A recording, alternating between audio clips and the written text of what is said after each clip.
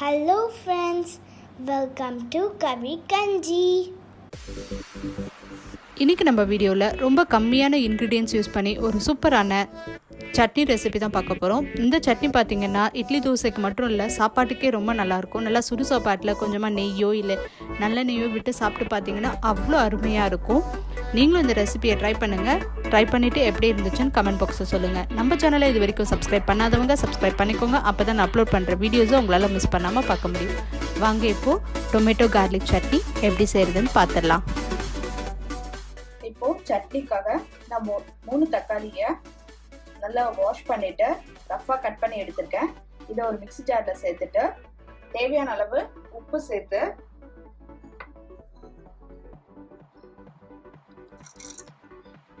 நல்லா ஃபைன் பேஸ்டா அரைச்சி எடுத்துட்டு வந்துக்கலாம். இப்போ ஒரு பேன்ல எண்ணெய் சேர்த்துக்கலாம். நான் நல்லெண்ணெய் தான் யூஸ் பண்றேன். நல்லெண்ணெயில இருந்து சட்னி செஞ்சோம்னா ரொம்ப நல்லா இருக்கும். உங்ககிட்ட நல்லெண்ணெய் இல்லைன்னா குக்கிங் ஆயில் கூட யூஸ் பண்ணிக்கோங்க. எண்ணெய் நல்லா காஞ்சோடனே கடுகு உளுத்தம் பருப்பு சேர்த்துக்கலாம்.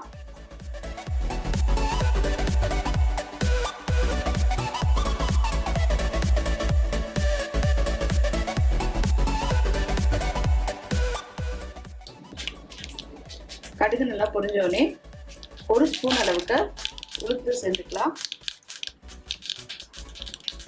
வேணும்னா நீங்க கடலைப்பருப்பு கூட சேர்த்துக்கலாம், அதுவும் நல்லா இருக்கும் டேஸ்ட். கருவேப்பிலை கொஞ்சம்,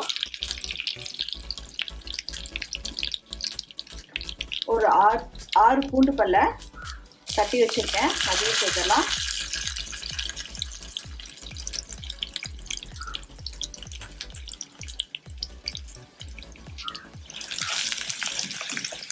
இந்த பூண்டு வந்து எண்ணெயில கொஞ்சம் வதங்கட்டும்.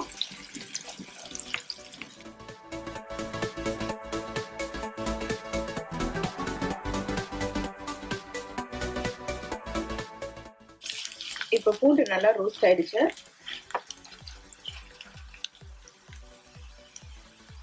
ஒரு ஸ்பூன் அளவுக்கு வெறும் மிளகாய் தூள் சேர்த்துக்கலாம். ஒரு 1/4 ஸ்பூன் கரம் மசாலா, 1 ஸ்பூன் குழம்பு மிளகாய் தூள்,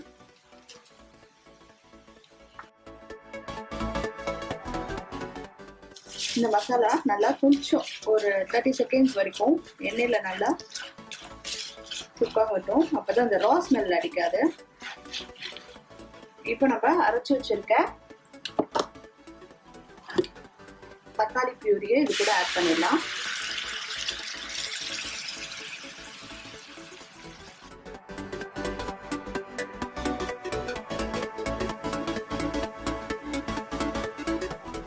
உங்க காரத்துக்கு ஏற்ற மாதிரி நீங்க காரத்தை கூட்டியோ குறைச்சோ சேர்த்துக்கலாம்.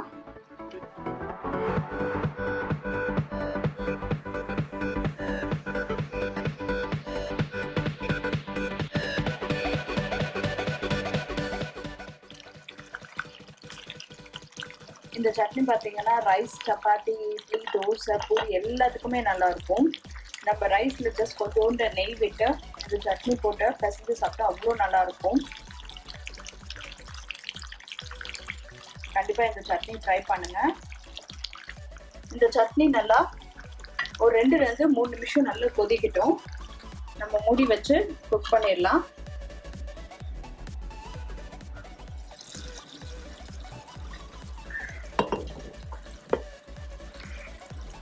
பாருங்க, சட்னி நல்லா ரெடி ஆயிடுச்சு. நல்லா குக் ஆகி நம்ம தாளிக்கும் போது ஊற்றின எண்ணெய்லாம் நமக்கு நல்லா பிரிஞ்சு வர ஆரம்பிச்சிருச்சு பாருங்க. ஸோ இதுதான் கரெக்ட் ஸ்டேஜ். நம்ம ஆஃப் பண்ணிடலாம். நமக்கு தக்காளி பூண்டு சட்னி சூப்பராக ரெடி ஆயிடுச்சு.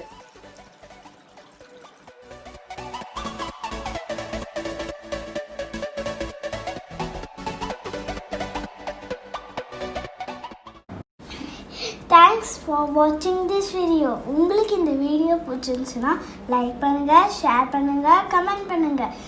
மறக்காமல் எங்கள் சேனலை சப்ஸ்கிரைப் பண்ணுங்கள். பக்கத்தில் இருக்கிற பெல் ஐக்கானையும் ப்ரெஸ் பண்ணுங்கள்.